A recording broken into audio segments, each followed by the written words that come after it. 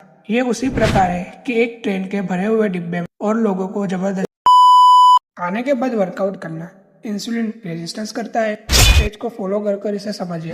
खाने के बाद शरीर का मुख्य काम डाइजेशन का होता है, इसलिए most of blood digestion system में डाइवर्ट होता है। इस वक्त ग्लूकोज स्पाइक होता है और इंसुलिन भी बढ़ता है। नॉर्मली एक्स्ट्रा ग्लूकोज मसल्स और लिवर में स्टोर होता है ग्लाइकोजन के स्वरूप में। अगर खाने के बाद वर्कआउट या रनिंग करें तो ब्लड मसल्स में डाइवर्ट होगा और मसल्स को एनर्जी के लिए ग्लूकोज भी जरूरी होता है। एनर्जी के लिए मसल्स स्टोर्ड ग्लाइकोजन से ग्लूकोज बनाता है। अब देखिए, ब्लड में भी ग्लूकोज है और मसल्स में भी, इसीलिए इंसुलिन ब्लड के ग्लूकोज को लिवर और मसल्स में स्टोर नहीं कर सकता।